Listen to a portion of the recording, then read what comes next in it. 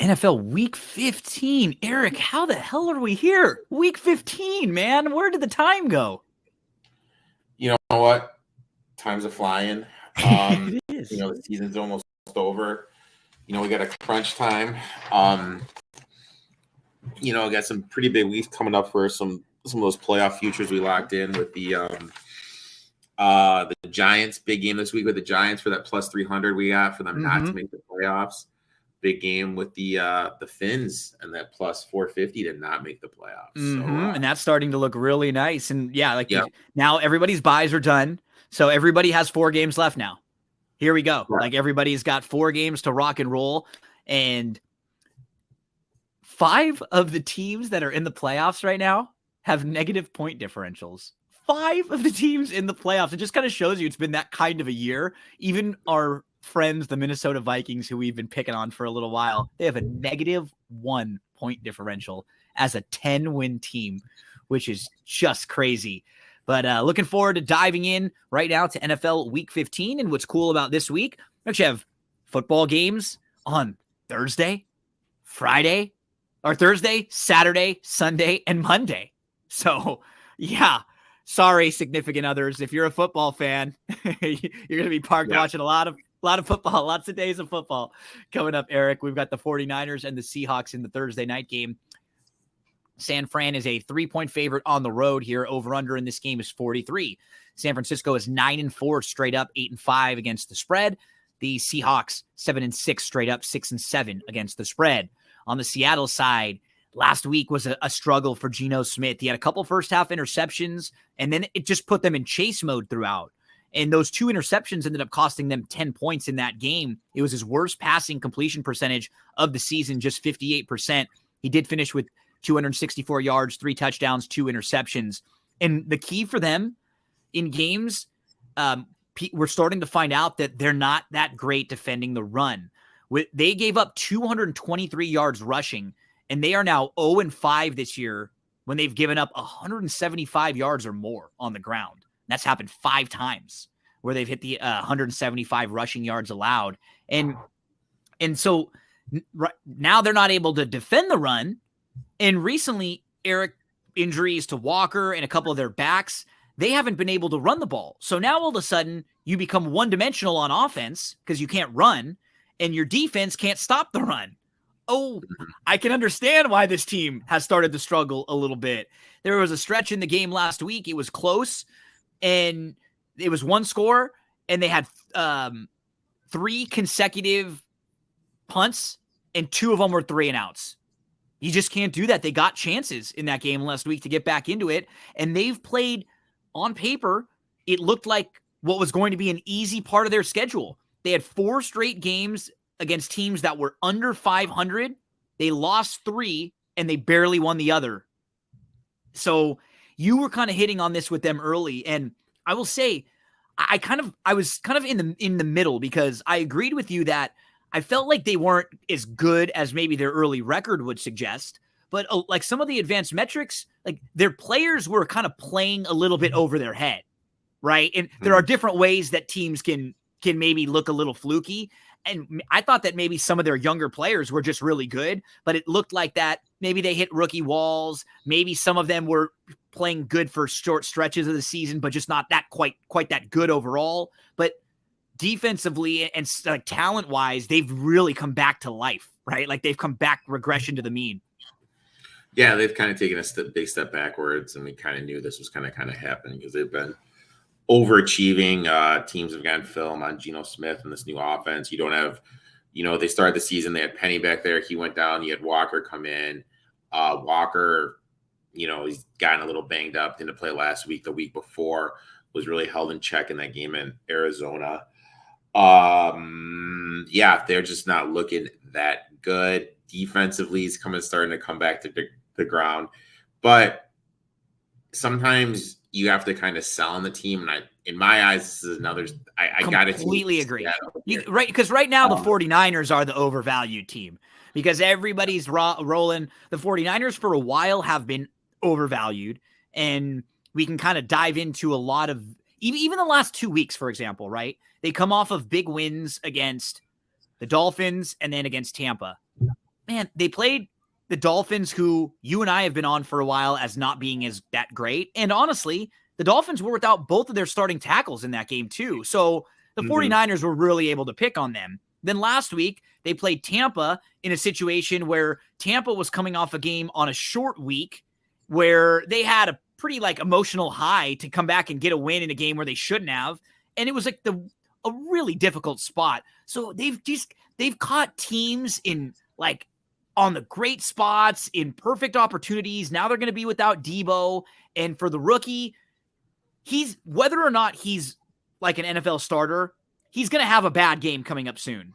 And there's going to be some bad stretches. Road start in Seattle. It's going to be cold, 32 degrees. Carroll, 67% ATS is a divisional ATS at home. Divisional dog, yeah. Divisional dog. Against Shanahan, he's 55%.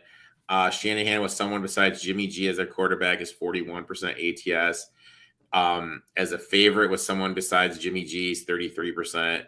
And this is the other thing about buying low, selling high. And teams that have won by 28 points or more that are road favorites are 48% ATS. Don't get me wrong. I get this 49ers defense is really elite, but you have a rookie quarterback making his first start on the road. You absolutely have to take Seattle plus 3 here. Seattle plus. Betfred has it at 3. I got it at 3.5 at another shop. Yep. Anything over the field goal, I'm fine with.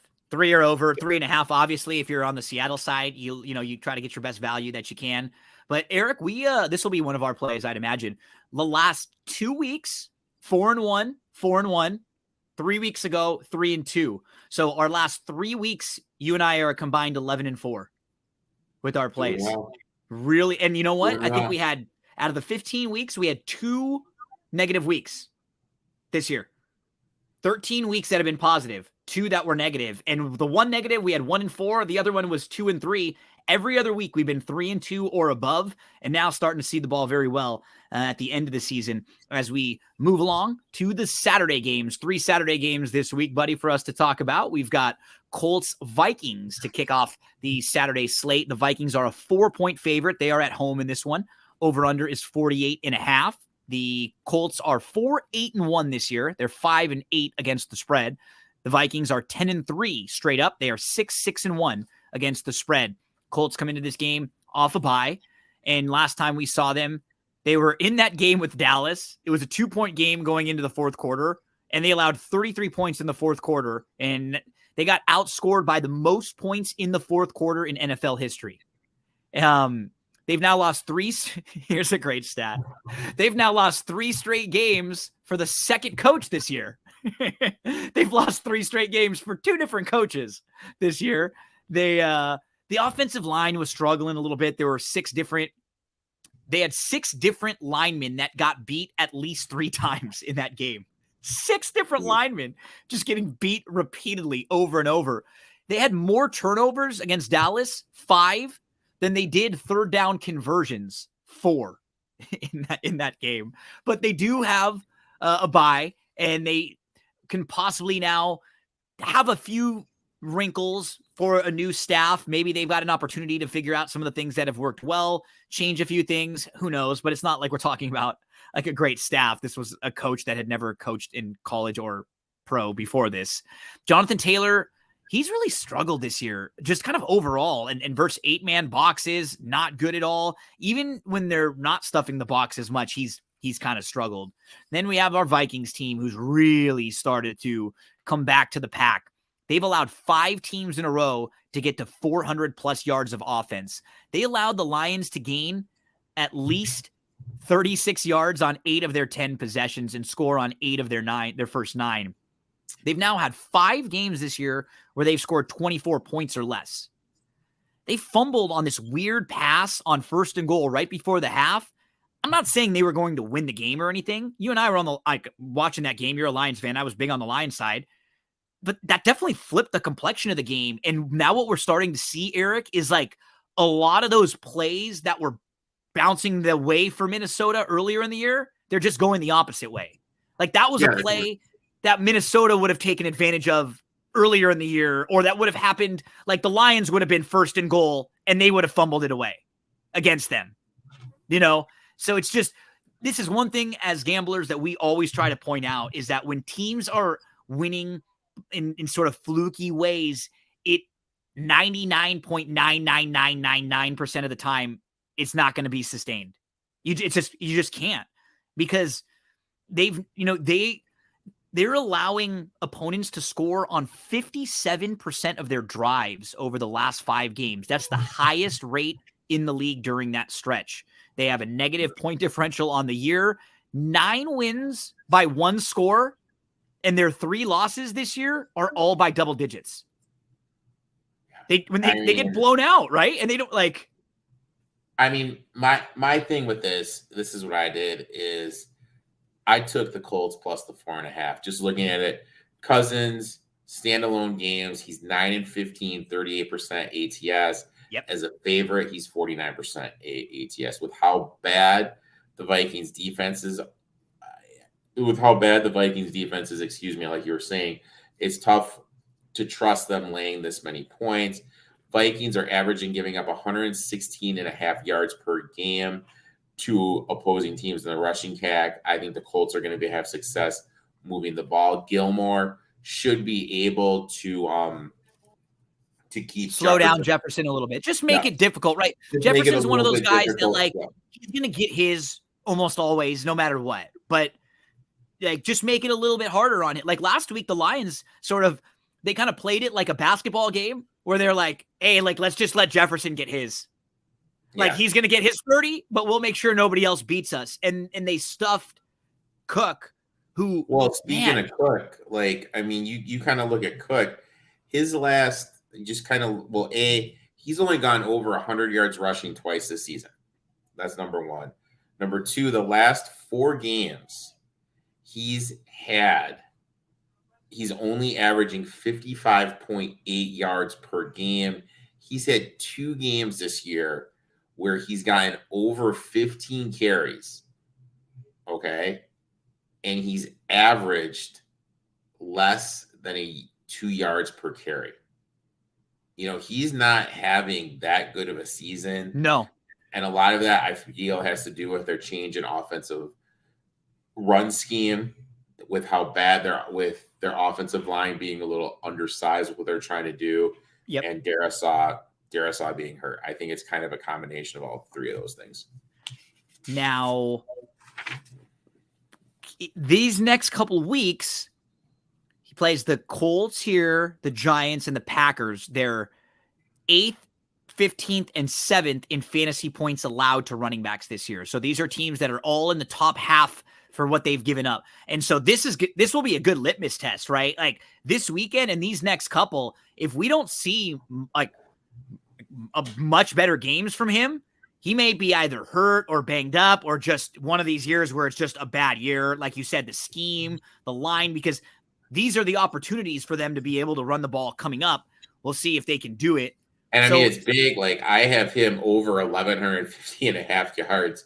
He's sitting at 950 right now this year. Yeah. The reality of the situation is he probably doesn't play that last week of the year because they'll probably have their playoff spot locked up by then, I'm assuming. Mm-hmm. So yeah, a 120 this week would be so nice for you to give you a shot. You know what I mean?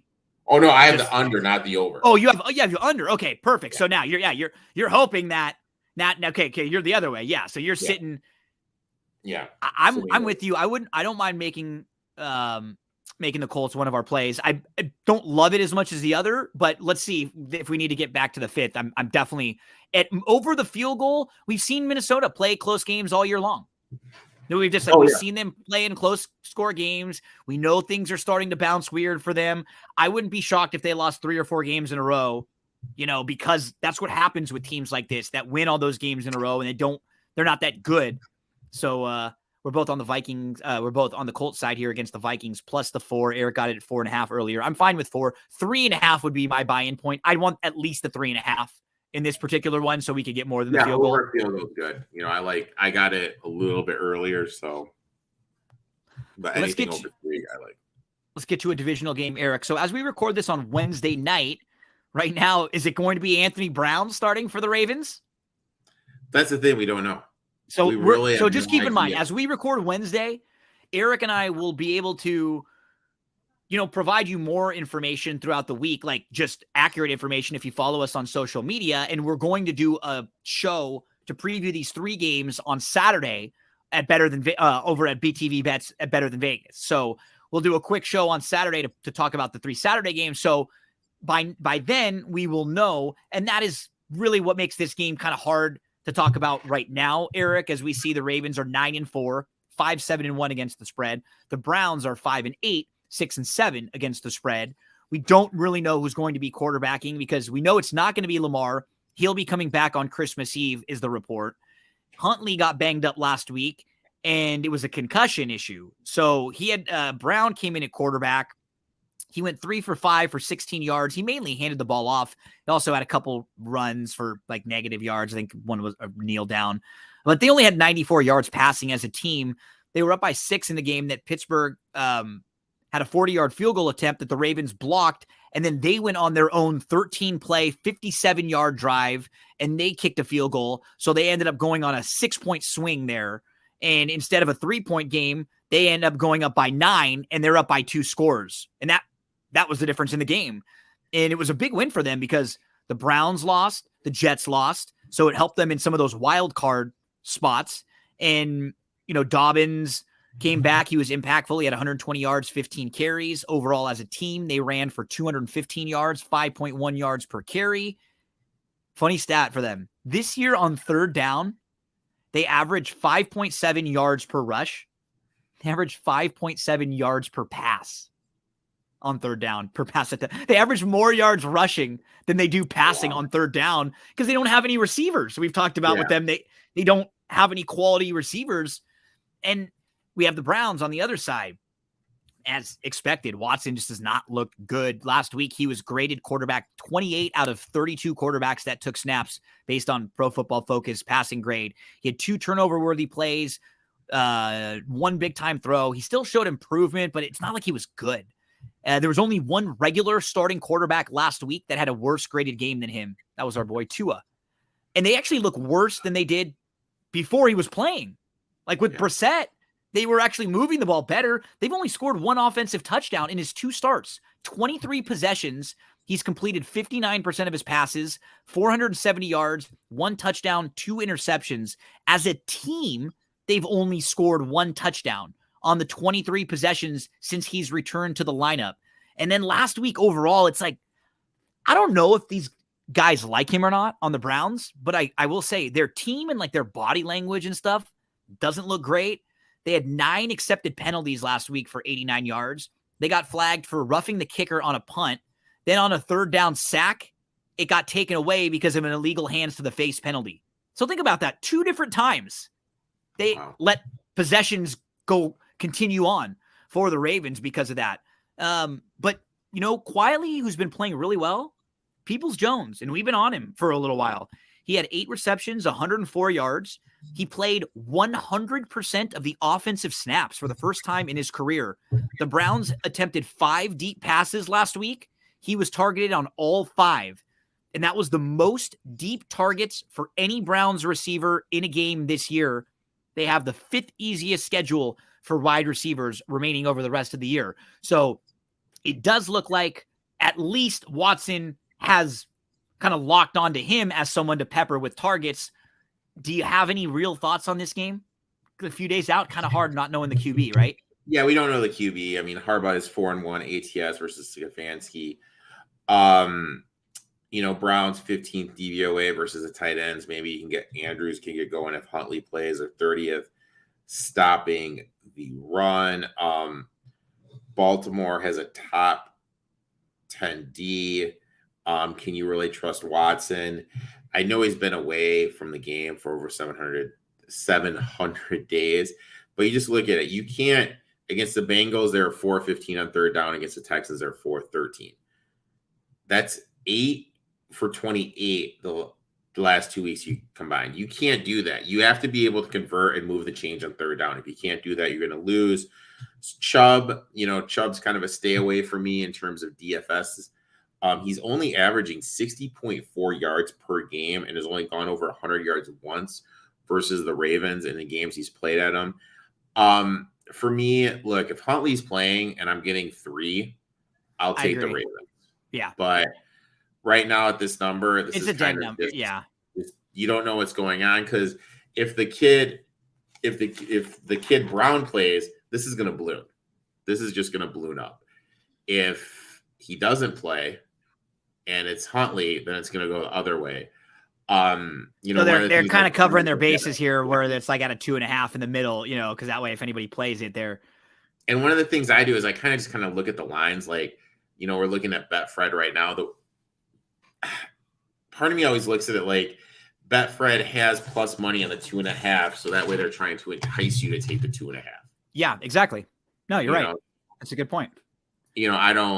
I don't know. Like, it's a stay. Yeah. Right now, we'll talk more about this game on Saturday when we know for sure. And join us on Saturday at BTV Bets. I actually don't think we've even decided exactly what time we're going to do the Saturday show, but we'll post that out yesterday. We'll post that out in the next day or two once we confirm.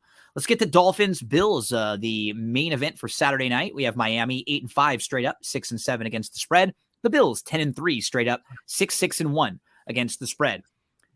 The Bills played the Jets last week. That game started with 10 straight punts. 5 from the Bills, 5 from the Jets. The Bills only had 3 first downs in their first 5 drives. It was the first time since Josh Allen's 3rd career start that they had to punt 5 straight drives to start a game. Then after that, they scored on 4 consecutive possessions. They got up 20-7. Then they got cold again. They went 3 and out 3 straight times. So the Jets had a chance to get back in the game. They actually got outgained in this game. The Bills only had 233 total yards in that game. They were 2 of 13 on 3rd down. Jets had more total yards. Jets were better on 3rd down. Jets won the time of possession by almost 6 minutes. It was the fewest net yards in a game for the Bills this year by almost 100 yards. But they've still won 4 in a row, even though they haven't looked all that great. So that's been kind of good for them, because they've been going through a little bit of a lull, but they're still winning. It's not like you're losing games and now you're nervous about making the playoffs. We've seen the Bills do this the last couple of years, where they kind of go through like a weird lull in the middle of the year and then they start to fire back. But they're still top 5 in offense, defense, and overall DVOA, overall number 2 in DVOA. So not as if, they're a bad team or anything. And they're playing this Dolphins team, and as a 7-point favorite in this game. The Bills are favored by 7, over under 43.5. The Dolphins,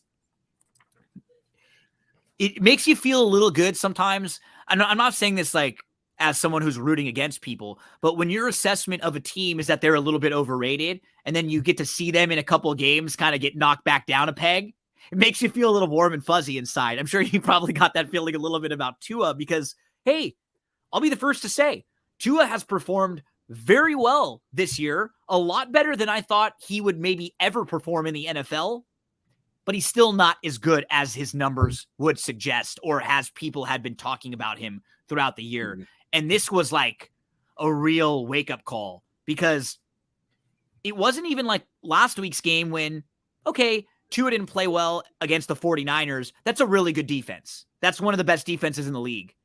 We can't say that about the Chargers team that he just played against. They're banged up on defense. They have not been good at all. I think they were like 23 DVOA coming in. They were the number 24th ranked defense overall. And Miami was the number 4th ranked offense. And Miami only had 219 total net yards. 57 of them came on a fluky play where a fumble bounced to Hill and he went 57 yards for a touchdown. Yep. He's got an ankle injury too, Hill. He's banged up. Waddle's banged up. They have a lot more. They have a lot of stuff going on. Chance of snow, 70%, supposed to get 1 to 3 inches. Winds could be up to 20 miles an hour. That's kind of why we've seen this total, which opened up at 45.5, drift down to 43.5. That's kind of something to monitor. I'm not really that worried about the snow. I'm more worried about the wind. The wind's the big mean thing I'm going to be looking at there. We talked about it. This is kind of the Dolphins season. Dolphins really need to win this game to kind of keep these playoff streaks alive. Tua as a dog, 64%. You mentioned Hill being hurt, Waddle being hurt, that playmakers. that has me worried. The snow, the wind, are they going to be able to do enough? But I think the main thing we kind of need to go back to is we need to kind of look at, and I said this on my stream, Bills are done. I mean, they're not coming out unless there's like a major injury to Mahomes or a major injury to Burrow. They're done.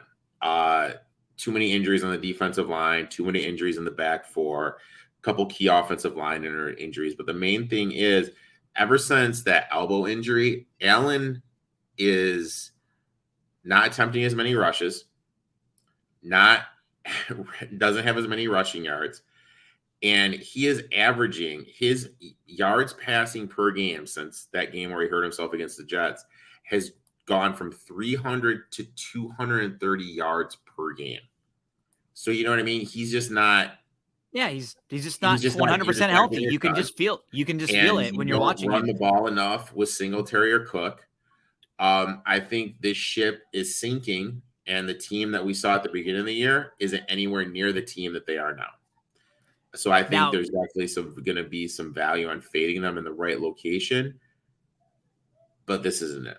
I completely agree with your assessment there. Because like I said, just in going through, they didn't have stretches where they would go 5 possessions and have to punt, 3 possessions, 3 straight 3 and outs like that.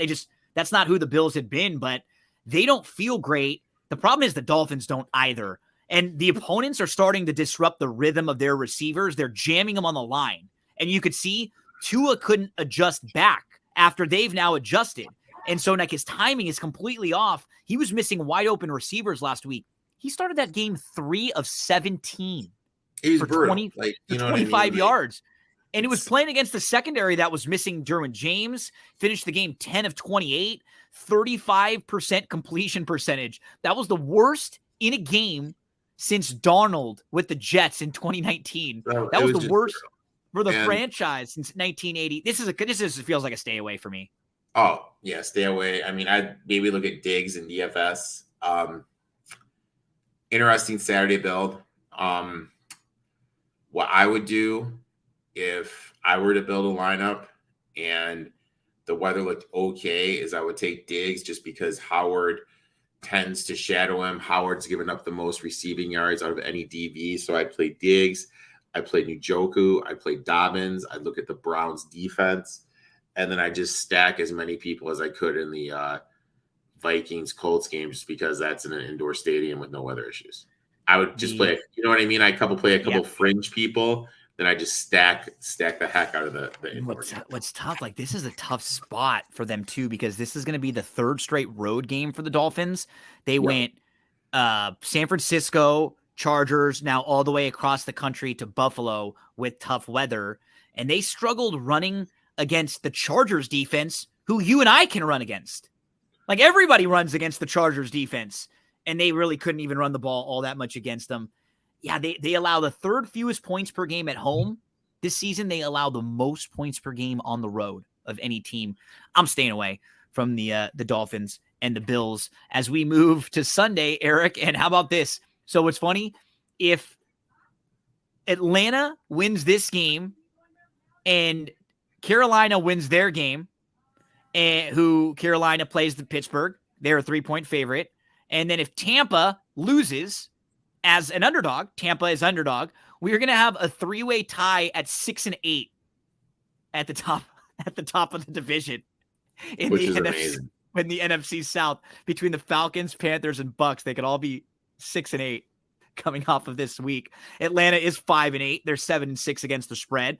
The Saints are 4-9, 5-8 against the spread. The Saints defense has been awful in the 4th quarter. How weird is this? 31st in the NFL in defensive DVOA entering their bye.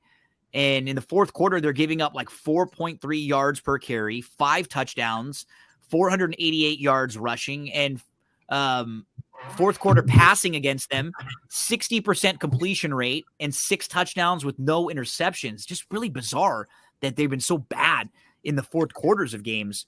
On the Falcons side, there will be starting Desmond Ridder.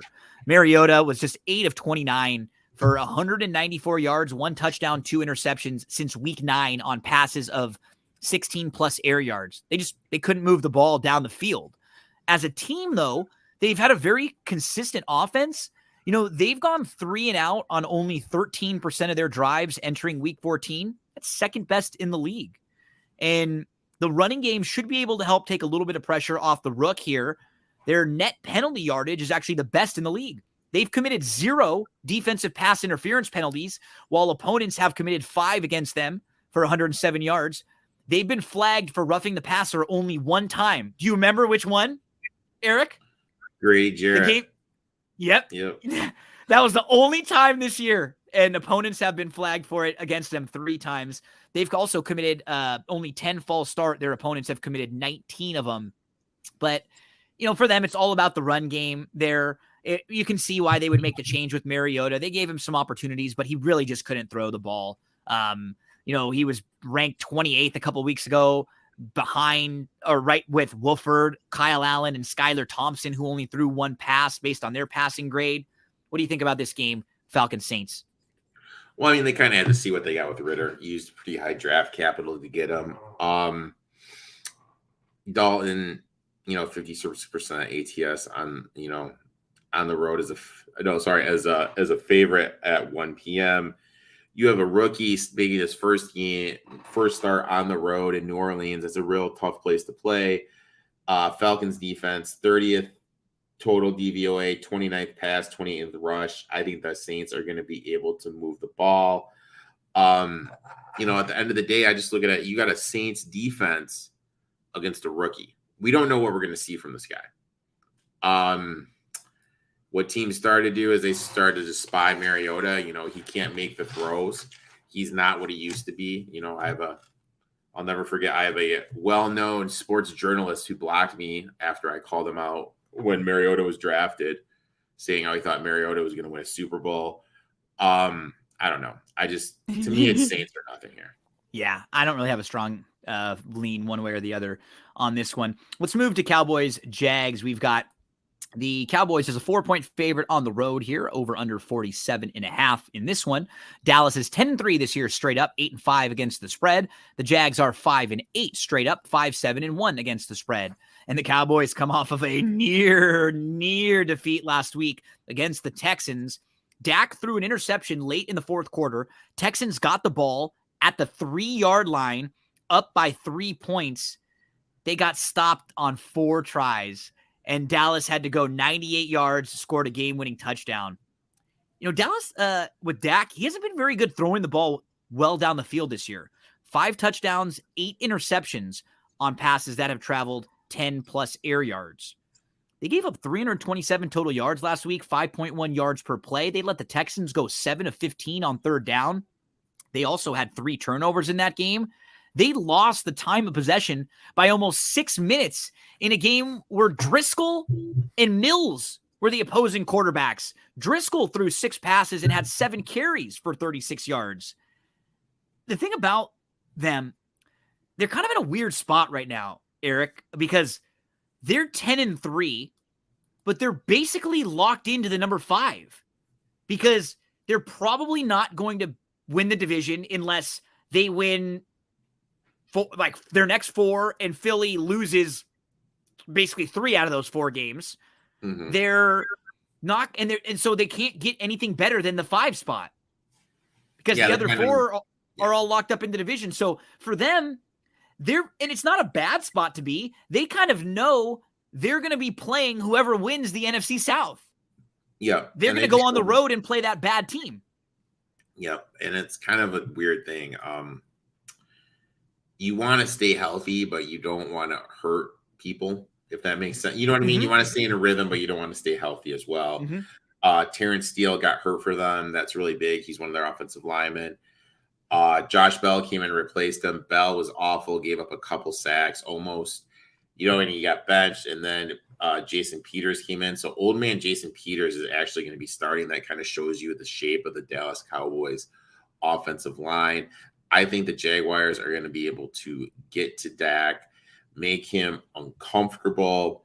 Last 3 games, he's only averaging 238 yards passing, but more importantly, he's got a 1-to-1 TD to INT ratio, which is really bad. I think, you know, with Eddie in the passing game, Zay Jones extending the field, and Christian Kirk moving the change. I think the Jags are very live here. I bet them at plus 4.5.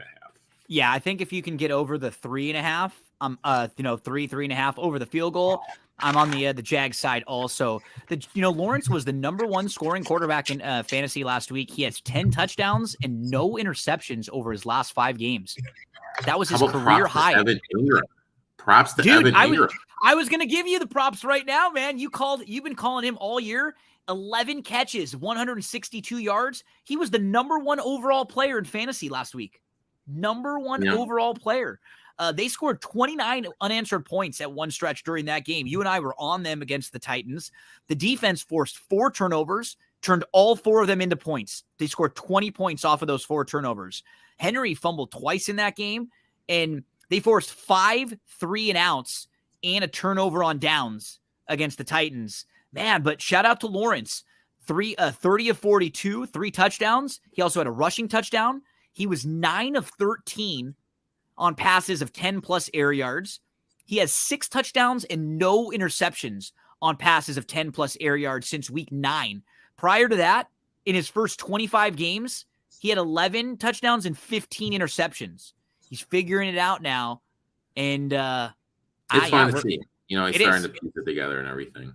Yep, we're on the Jags here at plus the 4. The home dog. Let's move to your Lions and the Jets. Man, how about these Lions playing some good ball right now? They are 6-7, 9-4 against the spread. Very easily could have a couple more wins early in the year. The Jets 7-6, 8-5 against the spread. How about this? If I would have told you, Eric, in week 15, the Lions and the Jets are going to be playing a game with major playoff implications for both of these teams, you would have told me I'm smoking something. I mean, it's absolutely crazy. It's kind of tough, though, because at the end of the day, we still don't know is White. Not Mike White. And we've seen he changes this team quite a bit, right? He does help them move the ball down the field. And, dude, he took one of the hardest hits I've ever seen in a football game. It looked like Brock Lesnar speared him in the ribs. It was brutal. It was brutal. He buckled in half. I don't know how he came back in the game after that. Dude, he's a tough dude. It was remarkable. They took him ambulance. He got taken to the hospital right after the game, but he did fly home with the team. So he was at least able to get released from the hospital to fly home with them. But man, they put pressure on him on 19 out of 47 dropbacks. Yep. So 40% of the time, he was only pressured 19% of the time in his first 2. He was getting leveled. Yeah, and, it's going to be on this Lions pass rush if he does play to get to him, make him comfortable. Lions are going to be able to move the ball. There's just a lot of questions. I really feel the Lions are going to be able to run on the Jets. Swift is starting to get healthier. End of the day, though, this all comes down to Goff. 46% ATS outdoors, 43% ATS outdoors as a Detroit Lion. If he's able to stay on course, not get uncomfortable in the pocket, then it's going to be fine. And let's say this about him. He's in a good position right now, confidence-wise, right? Like, he's not struggling. He's not hurt. You guys are healthy. This should be an opportunity for him to go out there and at least not look like a train wreck, right? Like, that's all we're asking of him. Because, man, your team has been playing so well lately. They held the Vikings running backs to 22 rushing yards. The offense didn't give up 1 sack. So think about that. Defensive line shut down the run game. Offensive line doesn't give up 1 sack. You got a 41-yard fake punt run. You win. You ice the game on a play where your right tackle goes in motion on the 3rd and 8, catches the pass, gets there for the first down. Awesome stuff. They've won 5 of their last 6. Their lone loss throughout that stretch was a close loss on Thanksgiving against the Bills. You got the rookie wide receiver Williams involved. His first pass catch was a 41-yard touchdown. He did have a drop later in the game, but it's clear that he's got some ability and that he's someone they can get involved to make big plays. They've scored 25 points or more 5 straight times for the first time since 1954, ties a single-season franchise record. scored 31 in 4 of their last 5. The Lions lead the league with a 75% red zone conversion rate. They're second in the NFL with goal-to-go conversion rate of 90%. However, their defense, 30th in red zone defense with a 65% touchdown rate allowed and 80.8% on the goal line. But they've given up just 123 yards on sacks this year. That is second lowest in the league. And over the last 6 games, this team has only allowed 20.3 points per game. Win or lose this game, a lot of things are trending positively for the Lions right now. And if we don't know if Mike White's going to play, defensive lineman, one of the best defensive players for the Jets, Williams, suffered an injury. It's not a bad spot for Detroit, but you mentioned the great point. We know that Goff has struggled outdoors, cold weather. Yeah, you just don't know. There's just way too many variables here. Plus the Jets also have some injuries at some key other positions. The Lions have looked so well; they're due for a little regression. They do need to win 3 out of 4 to make the playoffs. I mean, that's it.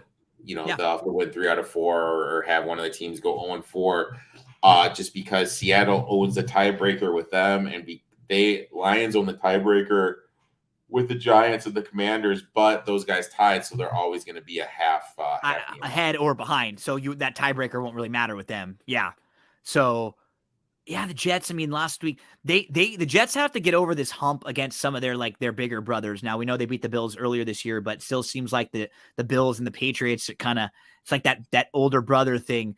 Jets had more first downs, more total yards, 2 turnovers and 7 penalties killed them because 3 of the penalties they had gave the Bills automatic first downs. They won the time of possession by almost 9 minutes in that game, and ended up losing.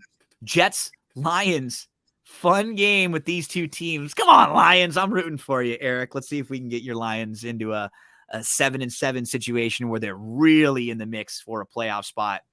We go to Kansas City versus Houston. Kansas City on the road is a 14-point favorite in this one.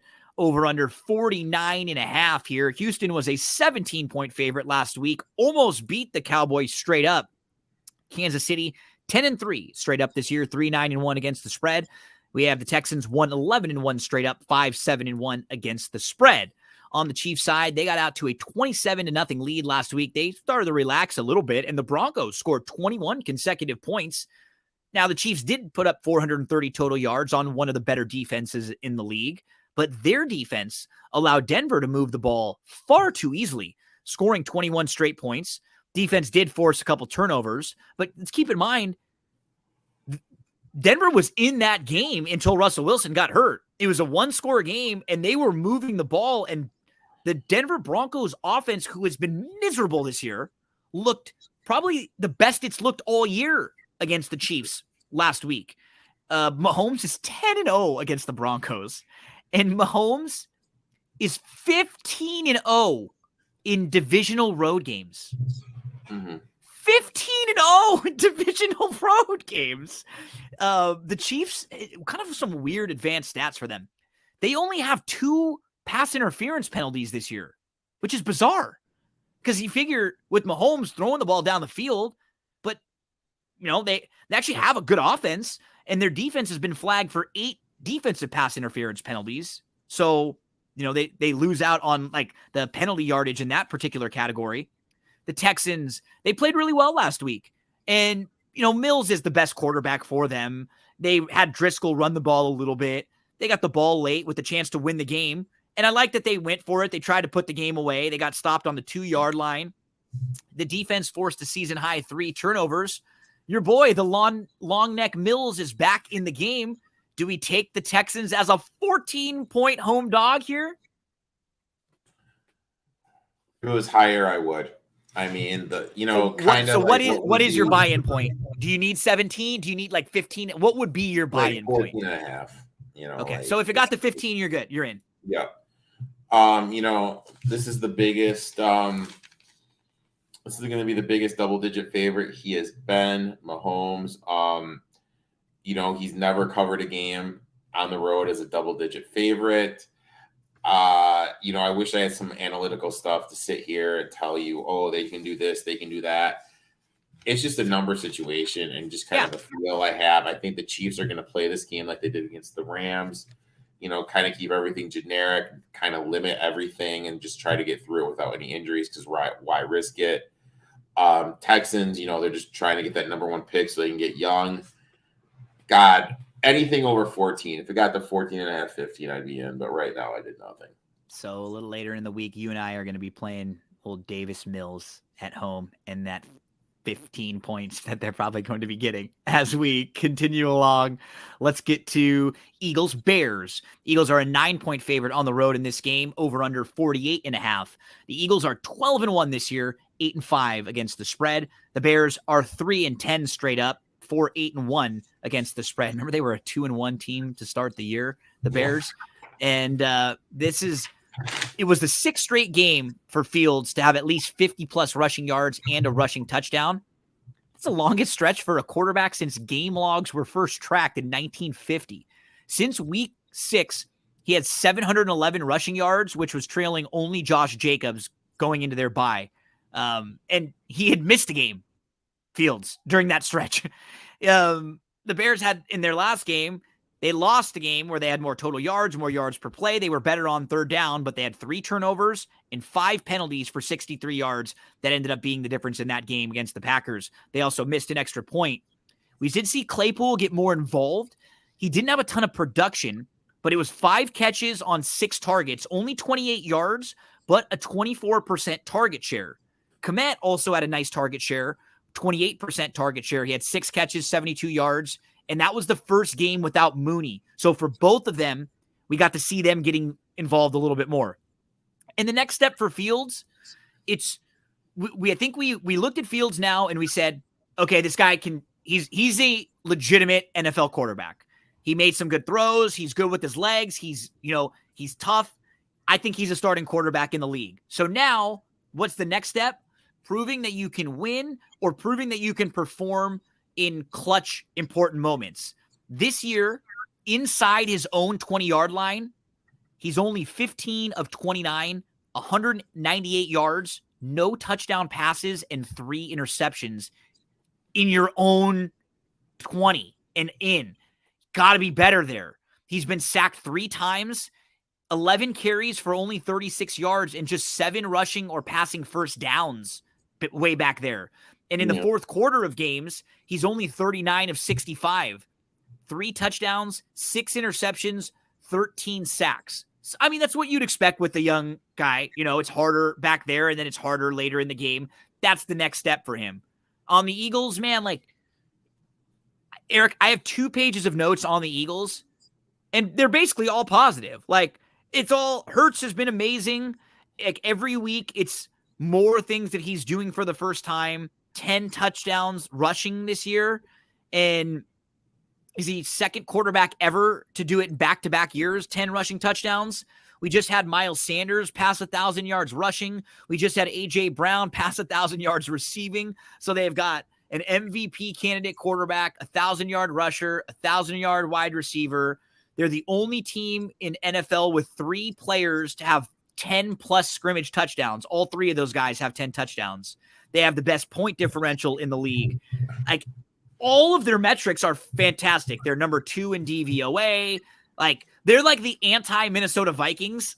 Every metric that you look at on offense and on defense, passing, rushing, everything, they're in the top 10.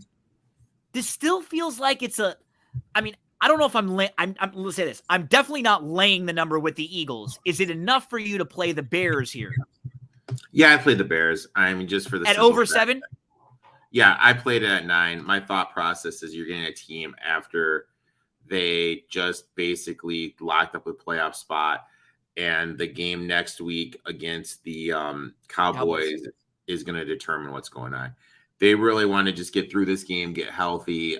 They do struggle against the run. I think this is going to be a good Montgomery game. The Eagles, we talk about turnover aggression. They're plus 14. They're due for a little turnover bad luck, so to speak. It's supposed to be cold. and wet here over the weekend in Chicago, where I am. I think that is going to play into the hands of the Bears. It's going to kind of limit the big playability of the Eagles. And Soldier Field is a dump. I mean, this place is such a bad field. You get any water there, it's going to kind of eliminate your playmakers like the Sanders, the Hurts, and the Browns. So, yeah, I like the Bears here. I locked them in at 9. Anything over 7, good to go. I think this will be one of ours too, with the Bears at home and Fields, just trying to keep this game close enough for them. As we move to the Steelers and the Panthers, and the Panthers with 4 games remaining control their own destiny. If they go 4-0, they're in the playoffs. They'll be 9-8, and they will be your division winner, and they'll have the tiebreakers over all of their divisional foes. And Pittsburgh is 5-8 straight up, as is Carolina. Pittsburgh is 6-1 against the spread. Carolina 7-6 against the spread. The Steelers actually had a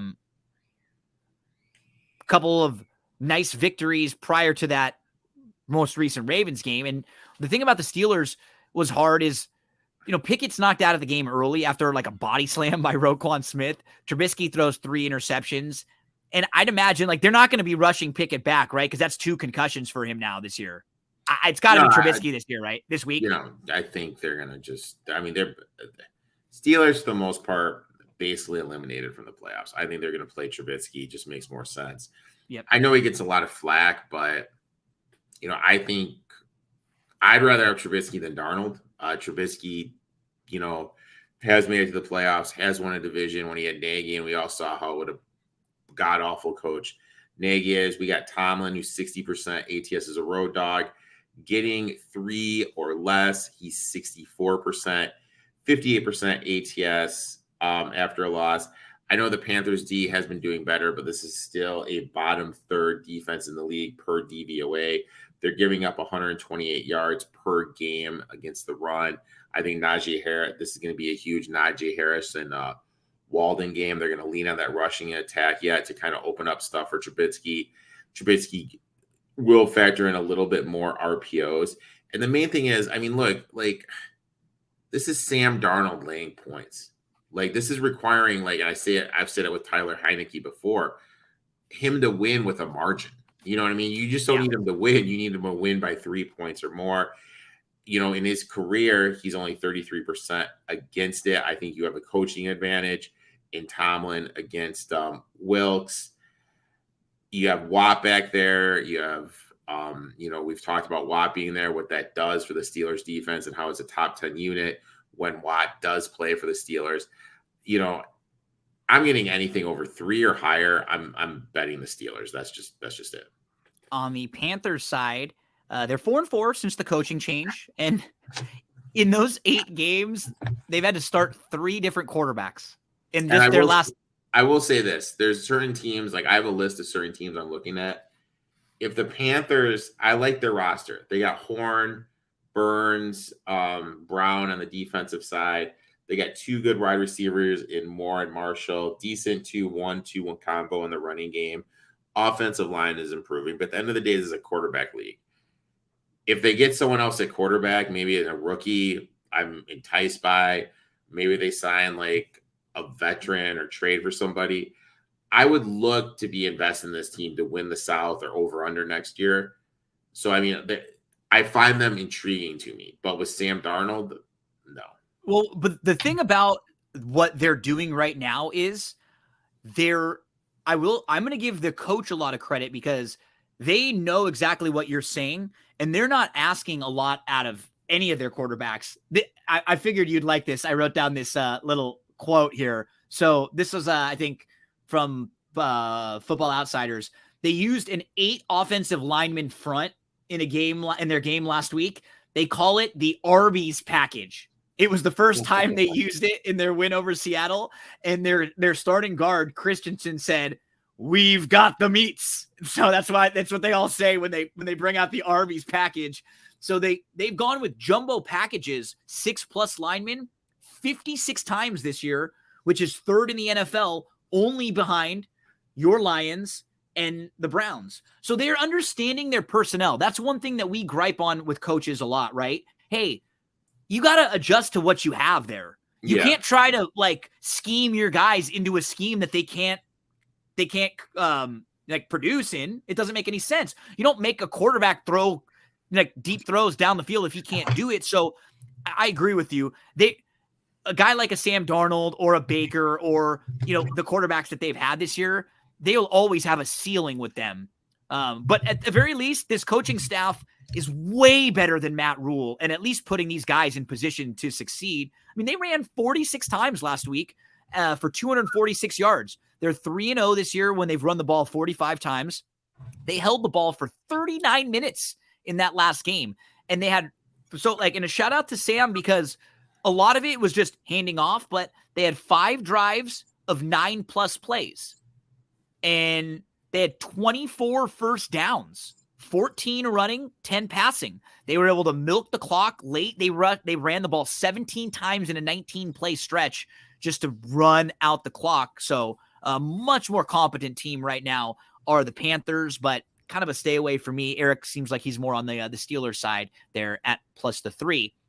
Let's get to Cardinals and the Broncos. We have the Cardinals 4-9, 6-7 against the spread. The Broncos 3-10, 5-8 against the spread. I'd imagine these two teams thought life would be a little bit different for them coming into Week 15, Eric, because last year at this point, the Cardinals were the number 1 seed in the NFC. And last year at this point, Russell Wilson was playing for Seattle and life was much different. Now, Russell Wilson is probably not going to be playing this week because he had a concussion last week. He actually was having one of his better games. They had a big comeback. They were down 27. All of a sudden, they come all the way back. It's 27-21. Wilson finished with 247 yards, 3 touchdown passes, 1 interception. Also ran the ball pretty well. He had 57 yards rushing. And the 28 points they scored last week was a season high for Denver. Arizona played on Monday night, and we saw Kyler Murray get hurt. Recently, their general manager has just announced that he's going to be stepping away from the organization due to what they're calling, personal reasons or health reasons.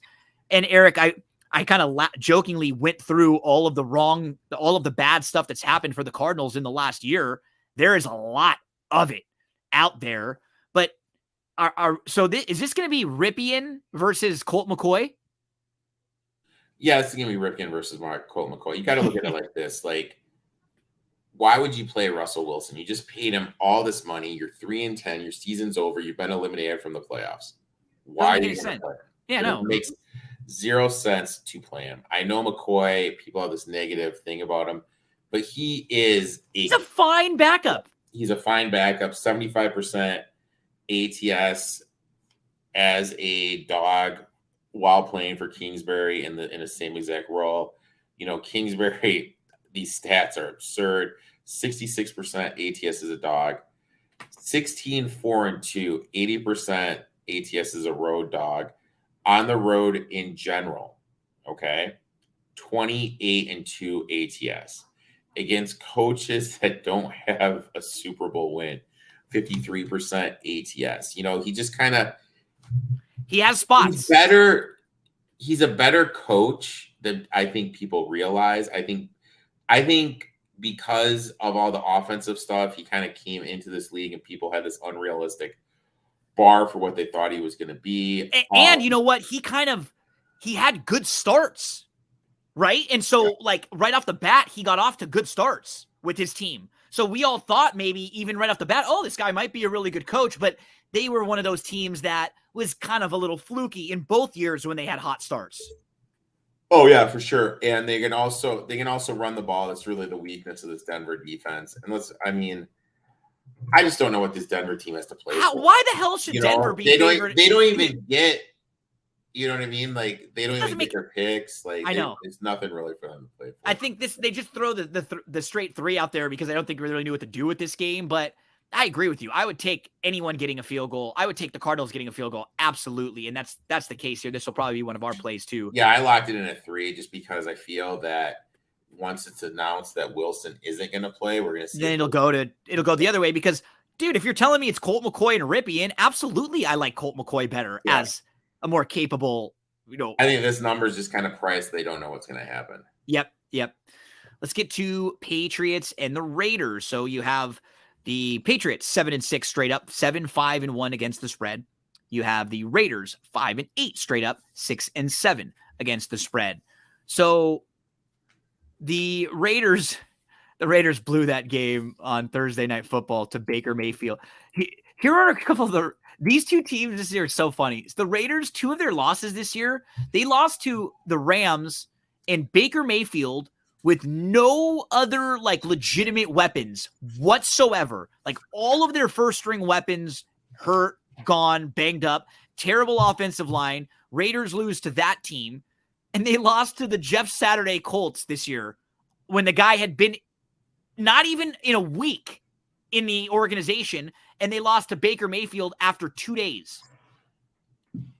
Like, this team is bad. But here's what I will say. The Patriots are my team now that I really want to try to start picking on, Eric, because the Patriots this year, here are their wins. Pittsburgh, week 2, by a field goal against Trubisky in a game that Pittsburgh absolutely should have won that game. No doubt about it. Mm-hmm. Their next win, they beat your Lions when the Lions were so banged up in week 5. It was outdoors, so Goff wasn't quite as good. The Lions were missing like all of their skill position players. And then during that game, all of the defensive backs got hurt. I think your team had 4 defensive backs get hurt during the game. Yeah, they played the Browns, who are bad, with Brissett. They got the crap kicked out of them by the Bears. They beat the Jets twice with Wilson by 1 score in both of those games. One of the wins was a 10-3 win when the only reason they won is because they ran a punt back with like seconds remaining in the game. They beat Sam Ehlinger in the Colts, and then they played Arizona, and Kyler Murray got hurt in that game. They don't have any good wins at all. Like they've been, and because of Belichick, if they play a team that's not well coached, they'll beat them. That's really who they are. And this is a weird game because of the Belichick McDaniel stuff and his former coach. I don't know what to think about, like the matchup and the scheme for these two teams. All I know is that the Patriots aren't very good. I'm not saying the Raiders are, but the Patriots don't have a very good resume this year. Raiders, worst team in the league defensively. Carr just isn't picking up the offense. He's examining the field too much. Josh Jacobs is a little banged up. If he can't go, that's really the only thing that's going for the Raiders. He's already set career highs in touches, with carries, and with catches for a grand total. He has a league high 313 touches. In the last 5 years, only 20 running backs have that many touches. He has 4 games to go still. Damian Harris is hurt. Stevenson's hurt. Those guys not there. How much is that going to hurt the Patriots' rushing attack and their overall offensive attack? Don't know. You know what I mean? Like, there's just a lot of questions here. I don't want to do anything with this game at all. Nothing. I mean, and McDaniels gave Jacobs 18 carries in the first half of the game last week when he played. It was on Thursday. So think about that. On a Thursday, they gave him 18 carries in the first half. And then on Sunday, he had 14 carries in the second half. So 14 carries, 4 days later, they gave him 18 carries in the first half of a game. He had 32. He's the only one in offense that can do anything. That's I know. The sad reality of the situation. And they just... That's why they have to kind of keep on doing this stuff. Well, they're not robots or machines, you know, like it's... And I know he's only 24, but... That's a lot of touches. And then you're just coming back and doing that. I know they're on extended rest. Look, I don't want anything to do with this. Me neither. This is like just a pure pass. Stay away and just. This is the old Grinch. I wouldn't touch you with a 39.5-foot pole. As we move to the Bengals and the Bucks for our next one. So, Bengals are a 3.5-point favorite on the road in here. over-under in this game is 44. Tampa is 6-7 straight up, 3-9-1 against the spread. The Bengals 9-4 straight up, 10-3 against the spread. They're a little banged up though right now. In the first quarter, Boyd and Higgins both left to injury. Boyd could be out for a few weeks. They also lost a key defensive player in Hendrickson, who's likely going to miss a few weeks. Now Chase stepped up for them. He caught 10 out of 15 targets for 119 yards. He also drew a 33-yard pass interference penalty. They were able to slay the dragon known as the Browns. Burrow had not beat the Browns previously. In the first match, in their first game, what I really love is I like when I can see a coach making adjustments. Chubb was crushing them over the last couple of years running the ball. They gave up over 140 yards rushing the first time these two teams played this year. This last game, the Bengals allowed 71 yards rushing on 25 combined carries, just 2.8 yards per carry. Defense came up big with 2 sacks, 3 fourth down stops, and an interception on top of holding Chubb to just 2.8 yards per carry. On the flip side, Tampa was in a bad spot, man. That was a bad spot in that game, having to play on the short week after the Monday night game against San Fran. Just a bad matchup for them. Evans had a 68-yard touchdown catch called back by a holding penalty. He's had 9 games in a row without a touchdown. Smith, their offensive lineman that got called for the penalty, it was the second week in a row that he has had a penalty that took away a touchdown for them. So they've been hurt by him recently.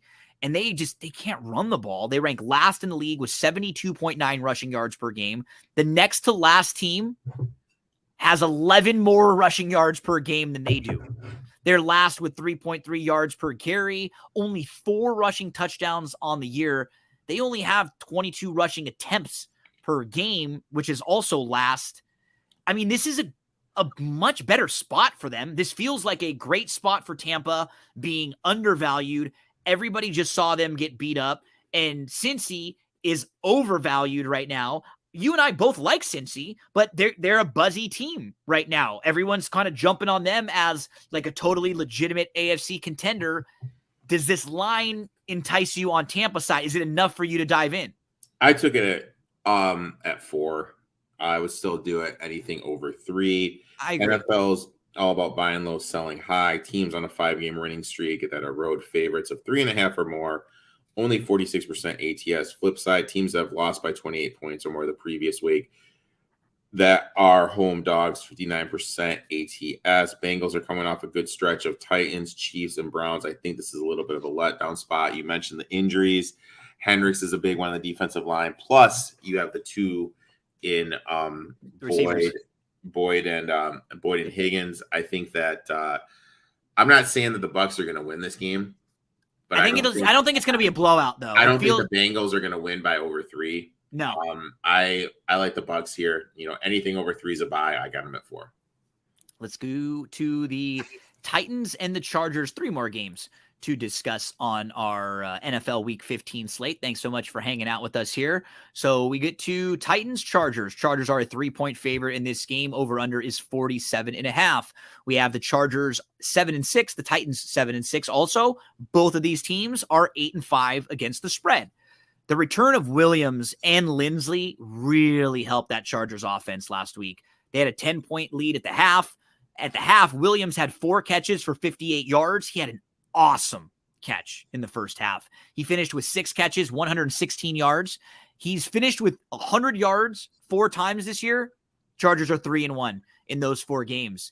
It was a career high in completions for Herbert. He completed 39 passes, and now he has thrown for the most yards ever in a quarterback's first 3 seasons in the NFL. He had a next-gen stats record with 13 completions on the run. He looked healthier. He's been a little bit banged up, and the scheme hasn't helped him, and his receivers weren't there, and his offensive line's been banged up. Like, he just looked like he was moving well, and the offense was moving well. They just looked faster than they've looked in prior weeks.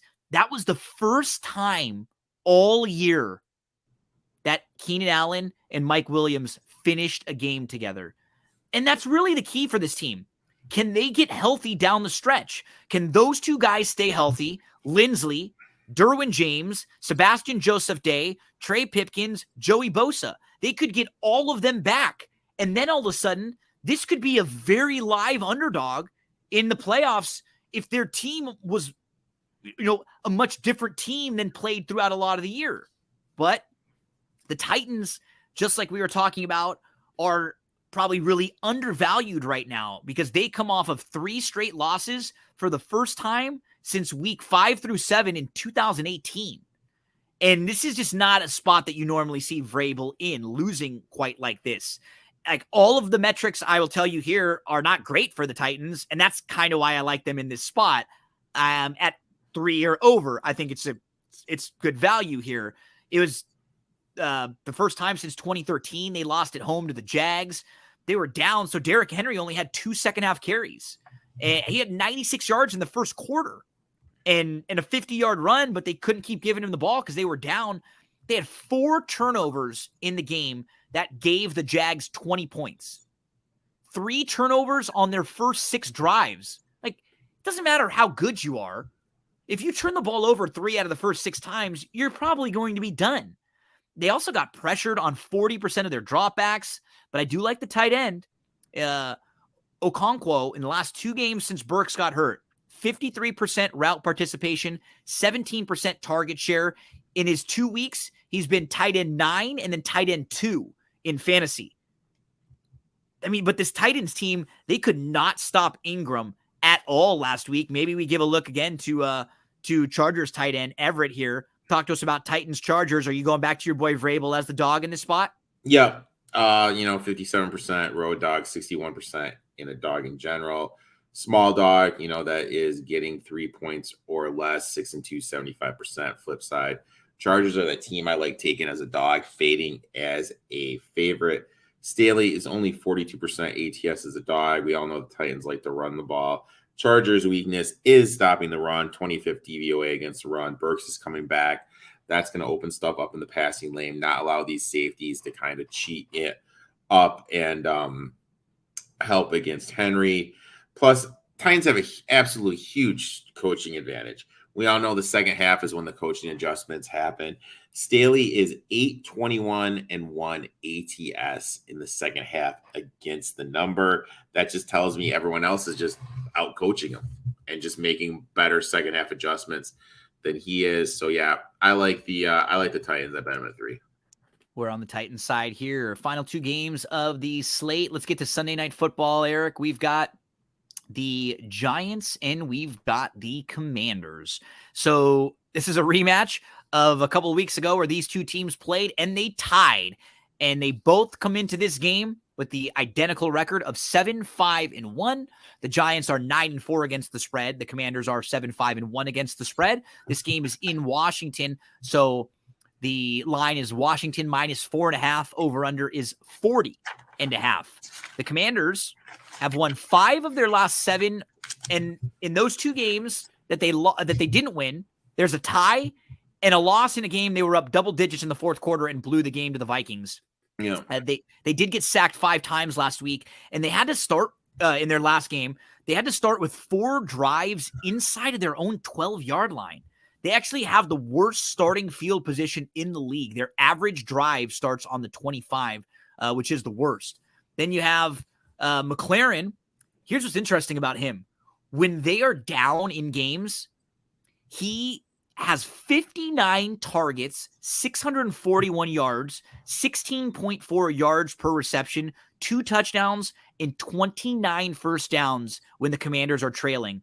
Entering week 14, only Tyreek Hill had more first downs trailing, and only Waddle averaged more yards per catch. So he's quietly been having a good year, and he's been doing it when they really needed him, trying to come from behind. You have the Giants, who they're 0-3-1 in their last 4, and they just really haven't gotten much from Barkley lately. Last week, they couldn't because they were getting killed by the Eagles, but they've allowed 28.3 points per game over their last 6 games. They allowed the Eagles to score a season-high 48 points. The run defense gave up 8.2 yards per carry. The offensive line gave up 5 sacks. So the defensive front was bad. The offensive front was bad. They couldn't run. They just got destroyed last week. And I mean, we look at Barkley this year, weeks 1 through 7. He was averaging 24 touches per game, 129.4 yards per game, 5.3 yards per touch. Since then, his last 6 starts, touches are down from 24 to 20. Yards per game, 129.4 all the way down to 73 yards per game. 5.3 yards per touch all the way down to 3.5 yards per touch. Early in the year, he looked like one of the best players in football, Eric, and that was something that was helping them in a lot of these close games because their metrics, they never said they were a great team, but they were being well coached, well handled, and then Barkley was breaking a big run or two, and that would be the difference in a lot of these games. And right now, he just looks like another normal guy, and you wonder if, I think he had 35 carries in a game earlier this year. Just like we're saying with Jacobs, it starts to add up. You get these little bumps and bruises, and you get banged up, and you just don't have the same kind of burst that you used to. Yeah. He's definitely hitting the wall. It's kind of sad though, after what Barkley's, went through. I look at this game like this. It's a real weird situation. And I'm kind of going against my grain of thought here. Well, this is a total playoff game, right? Yeah, for these two teams. Total, yeah, losers basically eliminated. You have the Commanders. Now the situation for the Commanders is this. They just played this team. They had a bye, and now they're playing them again. So they've basically been preparing for the Giants for 3 straight weeks. Yep. The Giants are coming off playing the Eagles and teams getting have beat done up that like 38% ATS. But I actually bet the Giants here. And my thought process is this. It's a playoff game with a low total. I think this is going to be a 3-point game. And when you have these quarterbacks that I don't perceive that are good, like Heineke is a guy you like playing as a dog, not as laying more than a field goal. Requiring him to be win pretty with close margin, to perfect, right? Yeah, not make any mistakes. Is something, Daniel Jones, 15-7 on road games, 14-5. That's 74% as road dogs.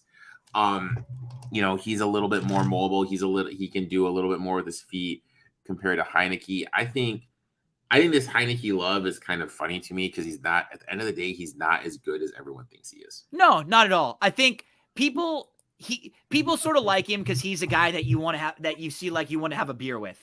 Yeah. He seems like he's cool. He'll take a punch. You know what I mean? Like he'll go in there and lay out a block for someone, but he's not like super talented. He just kind of has like, he's got some balls, like you can see him and he's kind of a tough dude. And he's probably just a lot cool. Like I think with a guy like him, when you compare him to someone like Carson Wentz, who just seems like a total wet noodle, even when like you hear him talk or like, the energy around him, I think that's the difference is that people just feel a lot better about Heineke. But I agree with you. He's not like, he's better than the options that they have.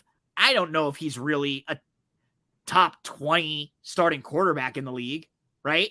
Like he's a bottom third still. Like, I don't know if he's above average. I don't think he's a bottom third guy in the league. Like requiring him to win with margin. You know what I mean? That's yep. It's too much to ask. What it is. These games going to be played tight to the chest. I think I wouldn't play Barkley in any fantasy because, like you said, his numbers are going down. We can obviously tell he's hitting the wall. And what do you expect? He's coming off an injury-shortened last 2 seasons. This is expected. He needs to stay healthy. If the Giants have any aspirations of doing anything, they need him there. So instead of giving him 20 carries and having him tired out, you need to give him 15 carries over the 4 quarters. You know what I mean? You just have to be a little bit more strategic with the touches and how you get him involved. I think it's very doable. Like I said, I like the Giants here. I locked him in at 4.5.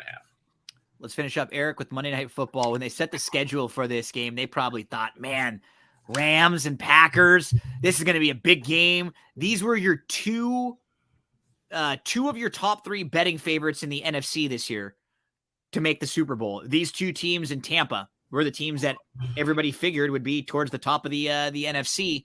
Not the case. You have the 4-9 Rams. They are 5-7-1 against the spread. You have the 5-8 Packers, who are 5-8 against the spread.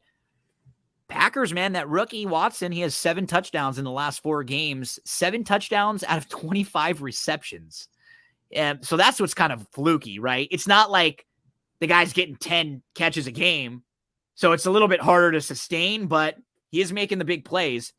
They scored 18 points to come from behind in the fourth quarter to beat the Bears last time we saw them. And they finally decided to run the ball a little bit with Dillon. He had his best game of the year. He finished with 18 carries, 93 yards, and a touchdown, which was a season high in all 3 of those for him. But they were playing against the Bears, who were missing 3 pieces in the secondary, and they needed Fields to throw 2 late interceptions in order for them to win that game. It wasn't like a we're back moment for the Packers or anything. For the Rams side, oh, he's cooking it up. He's cooking something up. It's Baker. It's that Baker Mayfield. The Rams got the ball back with 1 minute and 45 seconds left, down 6 points, no timeouts left, and the ball was on their own 2-yard line. Here's what I will say about Baker. And you and I have had a lot of fun talking about Baker over the last couple of years because I'm higher on Baker than you are, but I've never been the type of person who, like, Baker has not been good this year. I'm not going to say Baker was good. Baker was the worst of the 3 quarterbacks that played for the Panthers this year. And so we can we can say, okay, yeah, Baker was in a bad spot with Matt Rule and all that. Sam Darnold and PJ Walker have looked better than Baker did. That's a fact. He looked a lot different this last week though. And I don't know if he's going to again, but he looked a lot more comfortable. Just like his body language and stuff was better. And you know what? He actually made some throws that were better than any game this year that I watched in the games that we rewatch. He played every possession after the first, and he finished the week graded quarterback number 16 overall, 2 big-time throws, 0 turnover-worthy plays. And on the game-winning touchdown drive, he had 3 tight window completions that traveled over 30 yards in the air. He joined the team 2 days before, and that's the shortest amount of time spent with a new team before playing quarterback since 1995. So, hey, I don't know if he's done, if he's got anything left, but that last game was a lot better than he's looked most of this year and in a lot of the games last year, too, when he was hurt. So, at the very least, his body language and his energy was good in his first start with the Rams. And he kind of made a joke after the game. He was at the podium and he was answering the questions, and then he finished and he walked off the podium and he started looking around and he asked like the Rams, like PR person, where do I go? He didn't even know where he was. He didn't know like the rooms that they were in, like where to go. It was pretty funny. He's like, where the hell do I go? I just got here.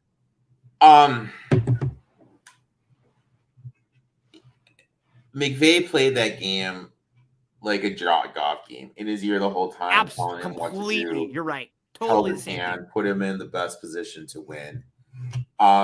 This is just one of those games. Like, I don't know. You got the Rams just winning that game, so I think this line has come down a little bit. It was 8. Some shops have it at 6.5, so money is coming in on the Rams. But it's really hard for me to trust that Mayfield's going to be able to do that again, this time on the road in Green Bay. Flip side of that, you have the Packers, who, let's face it, they would need an absolute miracle to get into the playoffs. But technically they're still alive. But with how they played, how can you even trust them at all? This is a stay away for me. You know what I mean? It's like they shouldn't be favored by a touchdown, but you're right. If Baker, and the thing about if Baker doesn't look good this week, just keep in mind, the Rams right now they have one of the worst offensive lines in the league. Their receivers, their 1 and 2 receivers are both out. So it's not like they've got playmakers over there either. Like, he could look awful and they could just get beat up, but I would not be laying the number with Green Bay, sure as hell, laying 7 points. I don't know if I can get in on the Rams. Well, and let me say this. I missed the better of the number, so I wouldn't get in right now. If this number floated back up to 8, I could see myself being involved there, but I've probably got 6 or 7 games that it seems like you and I like throughout the week. So I don't think I'm going to be like feeling the rush to get in on this game. I have plenty of other action. Yeah, I mean, same with me. Like I have a lot out there. There's nothing really. Yep. I'm not going to rush anything. I mean, Packers could win out. They could go 9-8. I guess that's the only thing. But I think this number, I don't know. It's just kind of yeah. I mean, it's a big number, really but want to do. Yeah, I can't feel a strong lean one way or the other. So for us, Eric, it looks like we're gonna go Seattle plus the 3, Colts plus the 4.5. We've got the Bears plus the 9. We've got the Jags plus the 4.5, and we're gonna go Tampa. Let's go Vrabel. Yeah. Titans plus the 3. So we've got Seattle, Colts, Bears, Jags, Titans, 5 dogs, all teams getting a field goal or more. Let's have a nice, successful week 15. So you and I are recording this early, and I'm actually going to play it on my podcast over the weekend, but I'm going to stream it like late, just not long after you and I record. So anyone that hears this, if you want to check in with us on Thursday morning, actually, that's Thursday afternoon, 2:00 p.m. Eastern time, 11 a.m. Pacific time, Eric and I do just a quick little 10-minute Twitter spaces where we give out a couple of prop plays and just a couple overall plays for Thursday. Eric usually has another NBA or college game. I usually have a couple plays in the football game. So Eric will have that tomorrow. You and I will be starting our college bowl game previews with our Better Than Vegas preview show. That'll be running early Friday morning. And then on Saturday and Sunday, we'll be having some previews for Better Than Vegas. So I'll be talking to you quite a bit over the next few days. And do you have your normal schedule with your podcast and stuff coming out this week? Tell us everything. Yeah, I have a podcast coming out on Friday, and then I have my stream coming out Thursday at 10 p.m. on YouTube. Appreciate the pushing back and always being adjustable, buddy. We were recording this one late on Wednesday night, and I know it's very late for you where we are right now, and you've had a long day. So always appreciate you moving around and helping us out, and I look forward to talking to you the next few days. Good luck in your plays. Actually, you and I will be talking in just a few hours again. So talk to you again very soon, my friend. Sounds good. Talk soon. That's Eric there. You hear him each and every week from ETOF 21 Sports. Don't go anywhere, folks. We still have a lot more on this episode of That's What G Said. And if you're watching or listening on social media, thanks so much for hanging out with us. Make sure to give Eric a follow on social media and make sure to check out all of the That's What G Said podcast content.